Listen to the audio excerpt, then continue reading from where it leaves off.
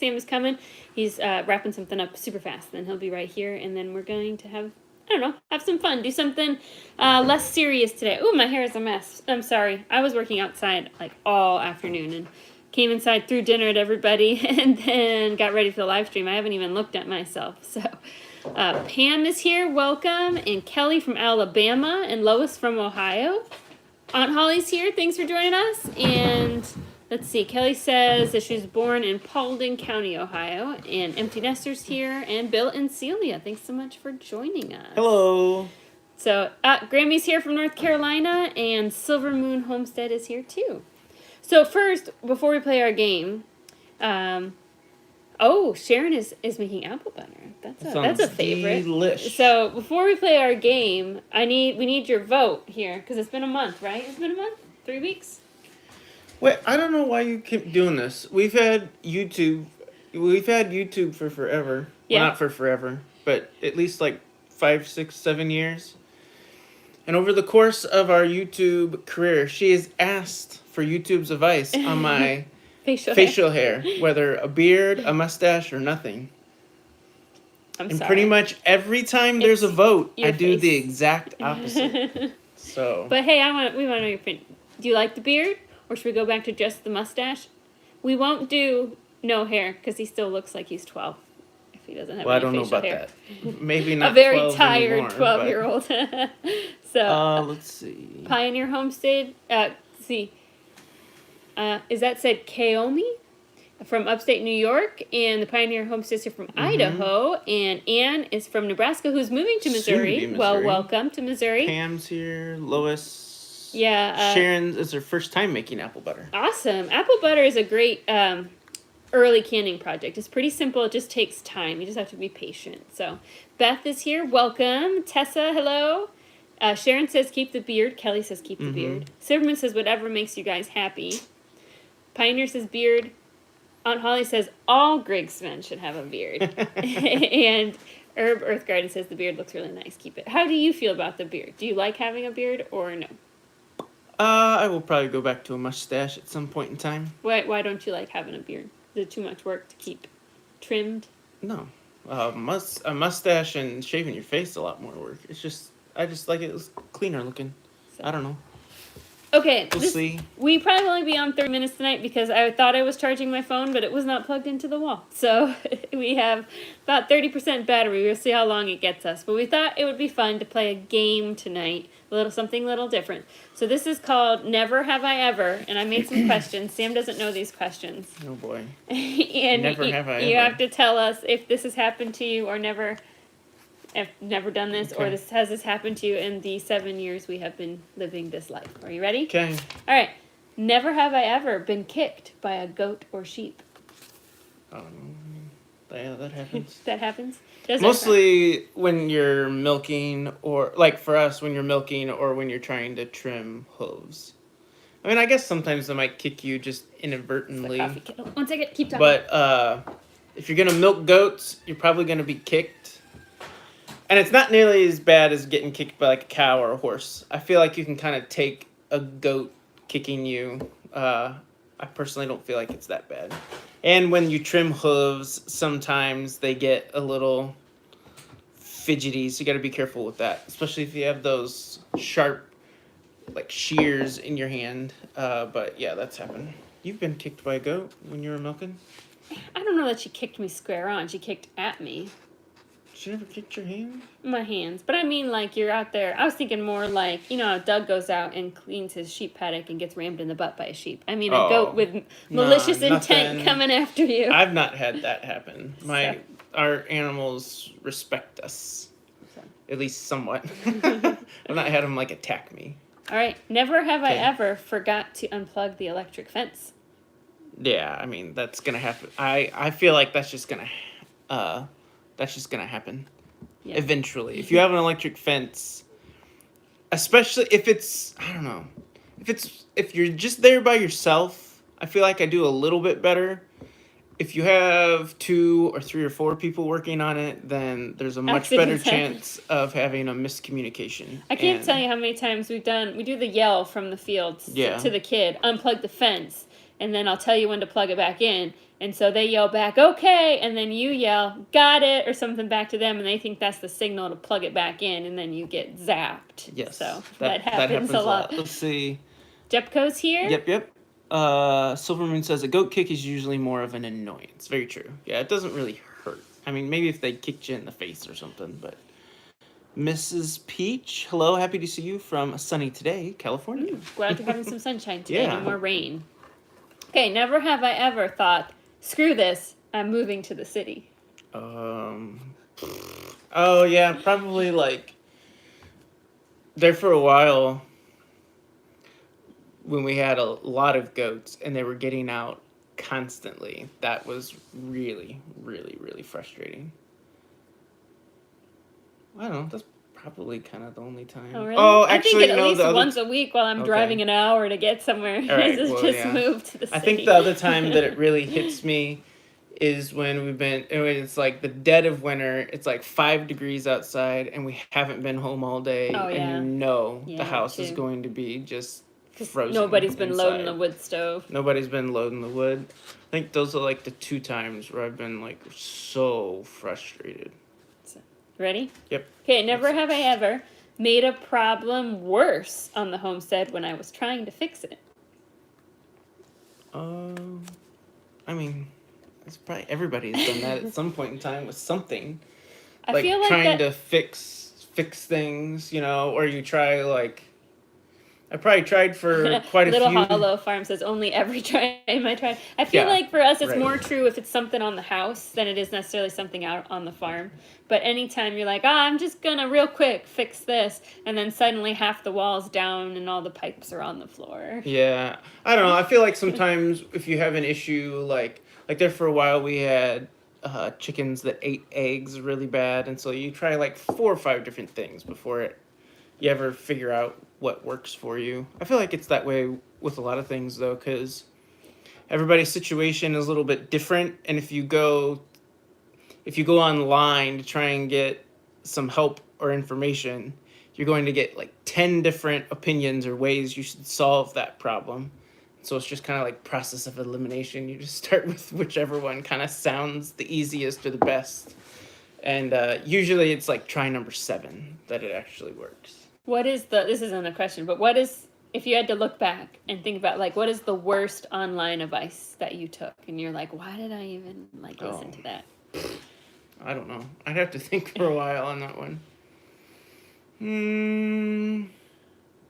I'll tell you mine while you're thinking. I was canning, and it's one of our first videos up there is canning something called hamburger stew, which is a favorite of ours. I remember this. And I should have, I read this woman's blog, it's very nice, and her recipe, and at the end, the canning instructions said to can for 45 minutes for quarts. It's got meat in it. The rules are meat, it's 90 minutes, and I made this humongous batch with like 20 quarts of soup, and I had to throw it all away because somebody commented on the video, and they were right, that wasn't safe. You have to can 90 minutes. And I was like, how did I not realize that was wrong? And that was one of the first things you tried to can. And actually, we had a lot of comments that said that wasn't safe.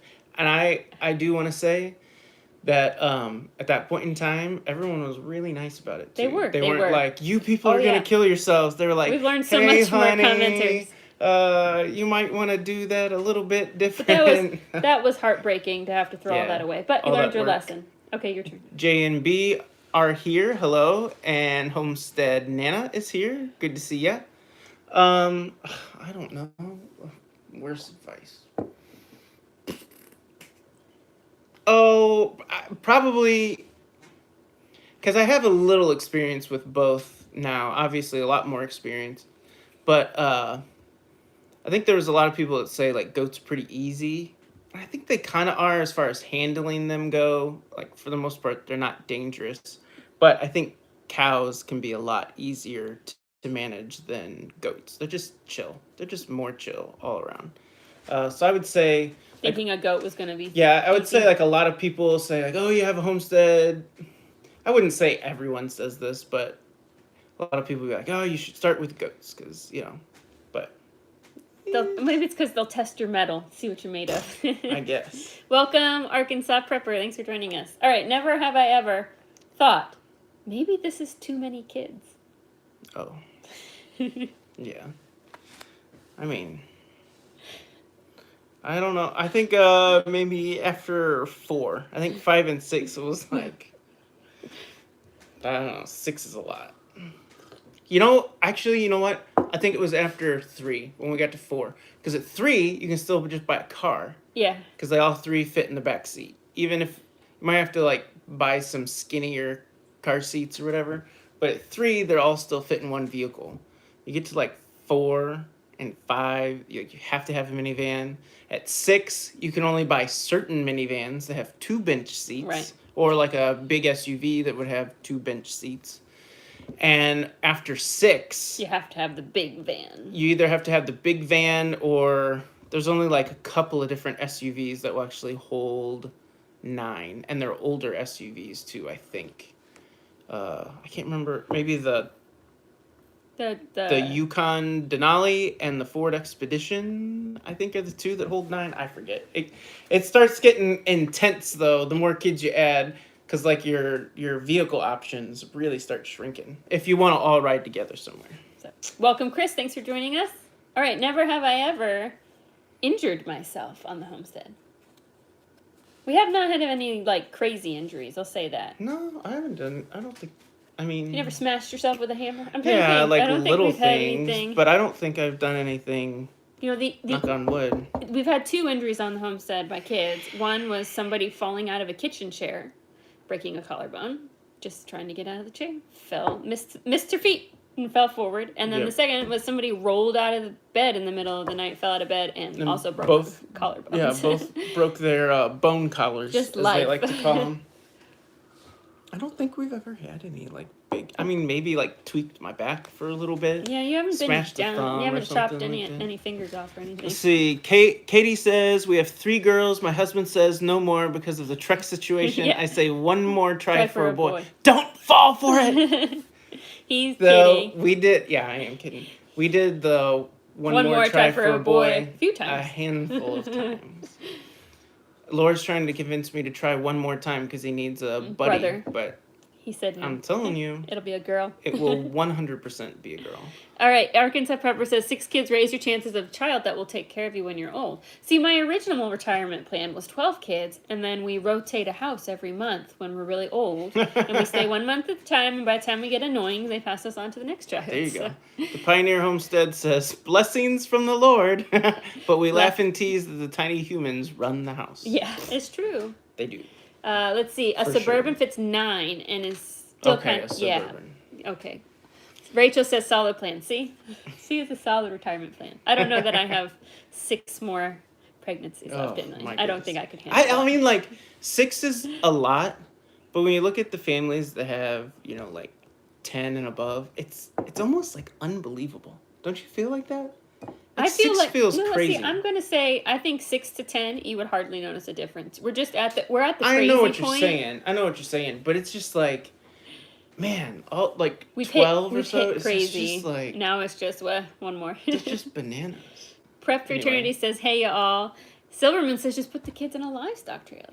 See, the problem is we I like live in the that. wrong decade because 50 years Probably ago we could. could have just loaded them in the back of the truck and drove to the country where they sat on lawn chairs in the back, right? Yeah. Isn't that what your dad always did? You just slap all the seats down in your station wagon. Just roll around Just, back yeah, there. they just bounce around in the back.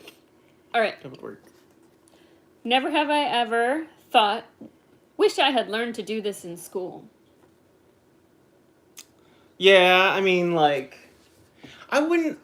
I mean, I think like animal care would have been really good to learn in school. I mean, a lot of people get that with having, like a dog or a cat or a Right. fish or a gerbil or whatever. I think some animal husbandry would be good to learn. I think more like fixing things like car things or house things, plumbing like that. I think some of that stuff, that would be pretty cool to learn in school. I could agree with Basic, just really, really basic. But some people don't, like, they don't know how to change out, like, a plate cover of a light switch or something like that. Right. It's really... that. Basic stuff's home easy. maintenance. Yeah. The school class. Would be good. All right. Never have I ever had to undo something I spent hours putting together. Yeah, it's like every time I do some kind of a construction project, that's almost always the way it goes. Unless The few times that it hasn't been that way, I use a lot of scrap lumber and scrap pieces and hardware and things as much as we can. So there have been a few times where I got to buy new, and those projects went pretty fast. Yeah, when you're not having to piece it together. Oh, but I'll tell you, my downfall is when I buy something for the girls, like furniture. You buy the cheap furniture and then you got to put it all together. Yes. Inevitably, I read those instructions step by step, and I'm just not good with spatial skills. My brain does not work that way. I will have put it together either backwards or upside down, and you get to like the final two steps, and you're supposed to put the back on. And you're like, oh, it's backwards, and then you have to take it all apart and do it again. Oh, those things where you're supposed to follow the pictures, I can't stand those things. I can't do it. I usually put them together and typically usually wrong. do put them together because I get so frustrated trying to follow the plans. It's ugly. All right, never have I ever regretted a livestock or animal purchase. Oh, I think everybody does. Yeah. There's always going to be that one animal that you bought that ends up being more trouble than it's worth, or sick, or it doesn't, lay eggs like it's supposed to, or you thought it was going to be a good, like, breeder type animal, and that doesn't happen. Like, I think if you do it long enough, it's going to happen. Yeah, I would agree with that. All right, every time I put a present together, yeah.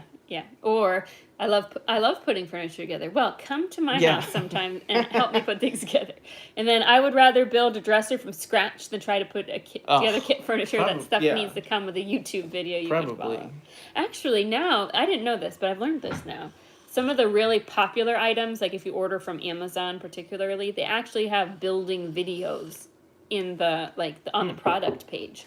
So that's something to keep in mind. Just it has to be like a really popular item. Right. But that would be nice. They post those, which is helpful. If you think about it, hit the thumbs up. It helps us in the algorithm. And Katie says we can't keep rabbits alive. I don't know. I don't have much experience with rabbits, but I feel like most animals have have things, or they're animals that you just don't get along with very well, that you struggle with. Like, right. I feel like if you do some of the stuff long enough, like, it's just gonna pop up. You'll have animals that you're really successful with, and you can tell when they're sick really easy, and then there's other animals you think you're doing a great job, and like every time you turn around something bad happens. You're like, I just don't get it. Oh, nothing makes you feel worse though when you're trying to move the chicken tractor and you catch one of them under it. That's gotta be like the worst feeling, because you try so hard to be careful, but sometimes they're just really stupid. That is very true. I will agree with that. All right, never have I ever called one of my children by a pet or animal's name. No, I don't think I've done that either. I only thought of that one. Iris lady says we had a real stupid dog. Yeah. I don't think. I had a friend tell me they have like they've had a dog forever. It's like a part of their family. And when their baby was born, she would forget, like she would pull the wrong. Sometimes you go down the line of your children's name, and in there would be the dog's name, and then she'd feel terrible. So she just called her, her little baby by the dog's name. But if it's all part of the same family, it's the same part of your brain. It's hard to pull the right one. I will say our dog Lexi is pretty obedient. Like she really is. And there's a lot of times when I call the kids and she will come, but I'll just be like, I'll be like, Pat, come here. And then here comes the dog. She'll hear the come here part, and she just comes running from wherever. So that happens sometimes, but I've not called the kids that. She just hears the come part, and there she comes running. That happens a lot. Honest here. Okay. Never have I ever tried to stall on farm chores, hoping my spouse would do them instead. I have. On a really cold morning, because I do most of the chores now. Might drag my feet a bit and hope maybe he'll offer to go out there to do it. I don't know. Like, that hasn't happened a lot with us, because for the longest time, I did all of them. Well, now you're not around to do them if you leave too early. I help. I almost always try to help on Sundays. And then sometimes just a random day during the week. But so you've done it before, huh? Oh, I have, yeah. I ain't sorry stupid. Sorry if I've disappointed you. Kids get dog names here far more often. Greetings, Teal House family. Hello, True Joy. Welcome. And Silverman says, my husband will only help with the animals if I'm doing something I can't do by myself. There are things that we definitely need two bodies for. Yeah, trying to, like, catching an animal, a lot of times it works so much better if you have a couple If you have a people helper. helping, usually. If you have someone that has no clue what they're doing, then they do not help. They get in the way and they cause problems and chaos. That's for sure. Let's see. Katie says, I take a very long time getting the kids ready in the morning, so the milking is done by the time we make it out. That's sneaky. That is sneaky. All right, never have I ever grown or eaten something that my wife has grown, because I do the growing things, something that was just awful and disgusting, like why did I grow this thing? And I can tell, this is my story, I guess. Okay. But for the longest time, Baker Creek has this item in its catalog. It's called strawberry spinach. It looks so neat. It looks kind of like raspberries, but you eat the leaves too in a salad. And I tried 3 years in a row to grow it. It was really difficult to grow. It was very picky. And I finally grew it on the 3rd year, and I was so proud of myself. And it was nasty. It was the bitterest leaves, and the berries, they tasted like nothing. Like they had no flavor. And I just remember being so disappointed because all those years of just trying to keep these plants alive. And we didn't even like it. Arkansas Prepper says, my dog Dixon and my grandson Denton. Half the time I get it wrong. It's just a guess, huh?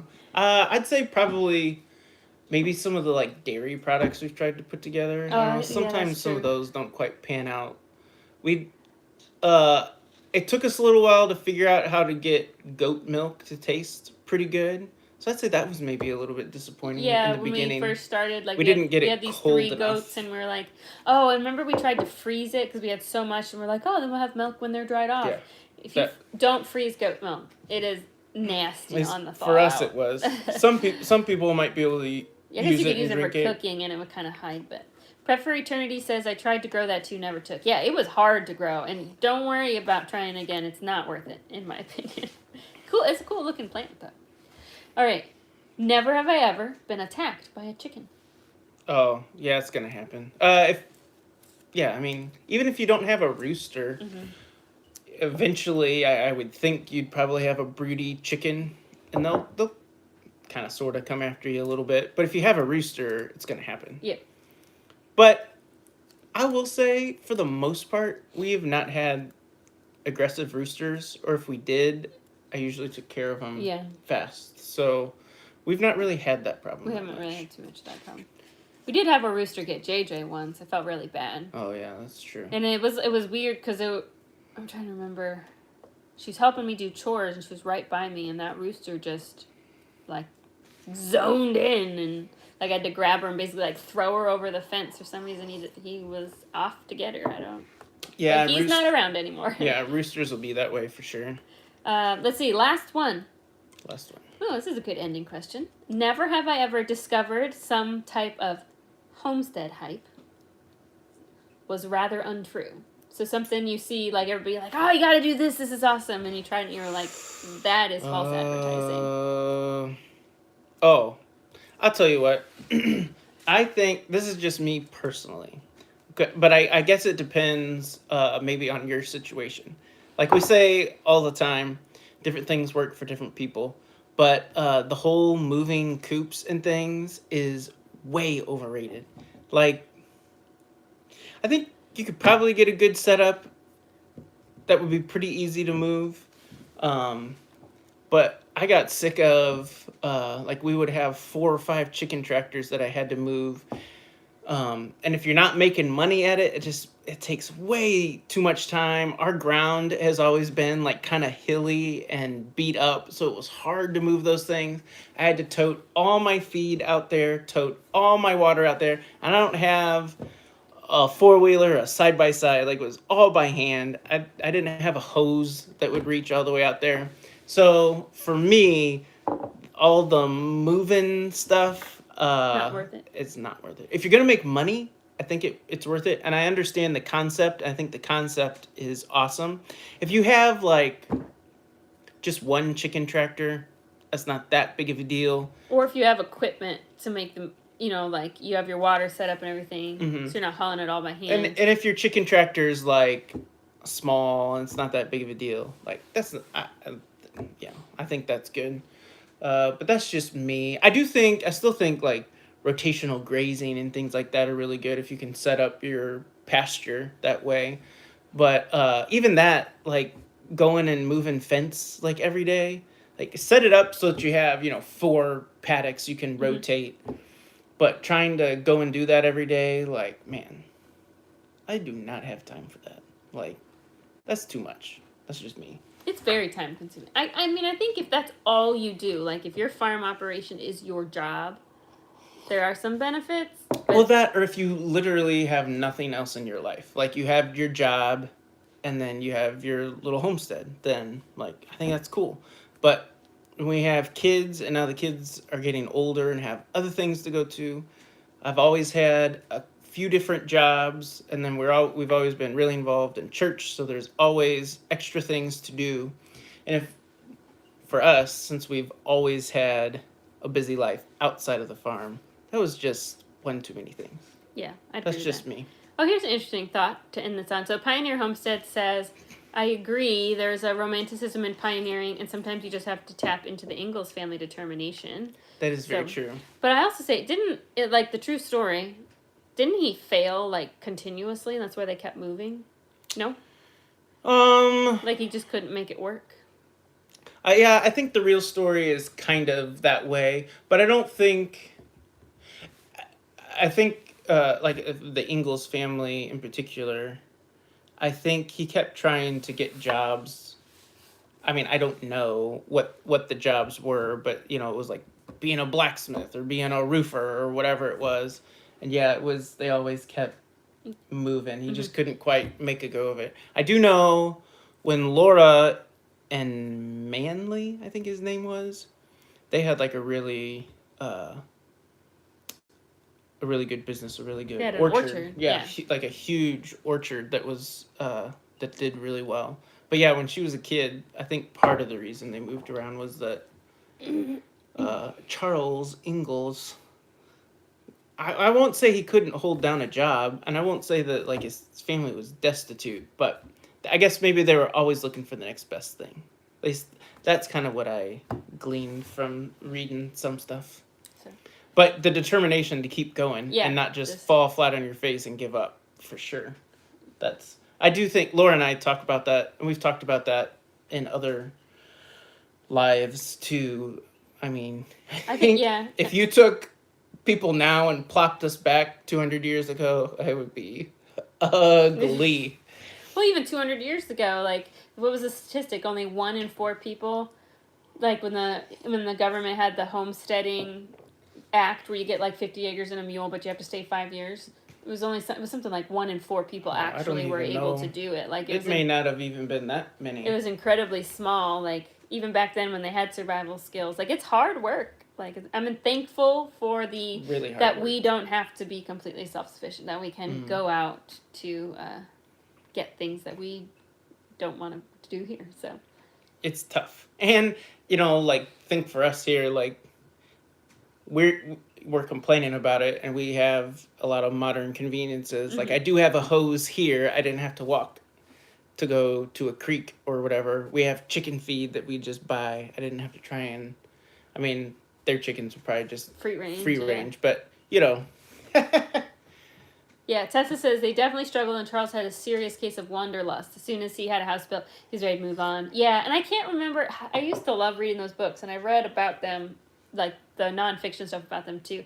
I can't remember if it was just like he was always looking for the next opportunity because that was what was exciting, or if it was like every time he moved, then more people were coming, and it was like the town was closing in on him, and so they kept trying to move farther and farther because he didn't want to, like he wanted to be out on his own kind of thing. Pioneer Homestead says determination and yes, contentment, not comparing your homestead to another's. Oh yeah, that's a big one. I think it's always important to remember that it's not always just an up journey. Like, your homestead isn't always just growing. Like, it kind of goes like this. And you have times where you, like... Oh, yeah. You'll have years where it's just a lot of growth and a lot of good things happen.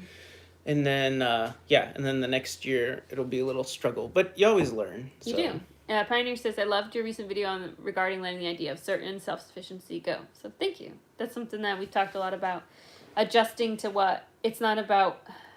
You can't be so stuck on like an ideal or a goal that it makes you miserable. So, like just adjusting to where you are in life and finding your middle ground. But I want to say too, that doesn't mean I don't want people to think that you should give up if it's something that you really want or something that just reanalyze what your goals are and make sure your goals still match up with what your reality is. So. Right.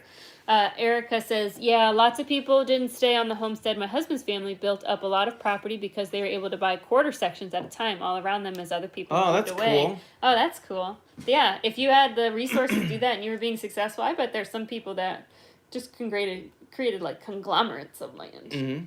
Silvermoon says, find what works for you. I never thought I'd love having sheep so much. I think we felt the same way. Like when we added sheep last year, we were kind of like, well, we'll try it. But like we really liked the sheep. We're going to get sheep here in a little bit. We're going to wait. We're going to buy weaned lambs, right? That's the plan. Yeah. We decided the bottle feeding, it was cool. But just with our schedule, it's hard to stay. We would like to not have to stay on top of that this year. Yeah. It's not like it lasts for forever, but they're for a few weeks. It is pretty, I won't even say intense, but it just keeps you tied down. Well, yeah, you just can't go places, especially if it's on like 3 times a day feeding. And if you're at school and we have appointments in town, like then we have to drive back in time to feed. And if we have to go back to town, it's a long drive. So, but we really did, we liked having sheep. So we'll have more this year. Just, if nothing else, to keep the field mowed. So we don't have to worry about it. Keep the pasture all tidy. And then we'll get some more meat in the winter. All right. Fortunately, my phone is going to die. And Sam, wish him luck. Has more tests tomorrow. What do you got? 3 weeks left in this term? This is week number 5. And then after this week, yes, 3 more weeks. The last week is basically just a bunch of tests. So as far as being intense, the last week, I guess it's intense because you have all the tests to take, but I don't have to sit there for all the lectures. There's not a bunch of homework to do usually.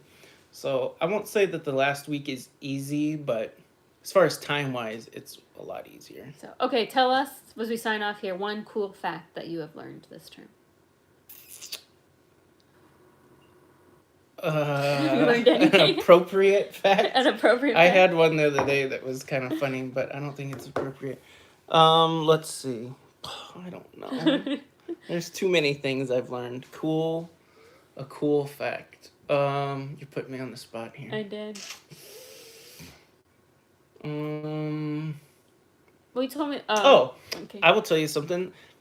If I guess there's like some science behind it, but if you have like COPD and you're on oxygen, you turn that oxygen up on someone, it can actually cause them to suffocate because they're not exchanging air the way they should.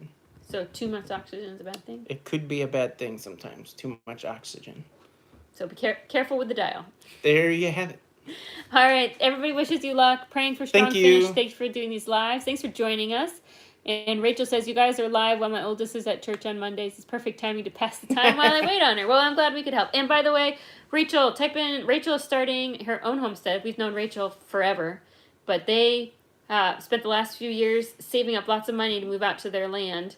And she can post her name here, but they're starting their own channel. So if you want to see somebody starting who's maybe been a little smarter about how they start, who's saved up that money so that they can start post a link to your channel, Rachel. Come check her out. She's got some cool content, and I'm sure they'll be doing some really neat things as they start up their little homestead. So is that all? I think that's all I got. Else? Yeah, I think, was next week's a holiday? Is it President's Day? I don't think that really affects us. We should be live next week, but as you know, keep an eye on the YouTube community page. We always post Sunday whether or not we will be live.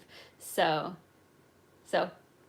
inherit it. I'll inherit some. Anybody want to inherit me some old equipment? So, all right, have a good night, you all. We will see you next time. Thank you. Take care, everybody.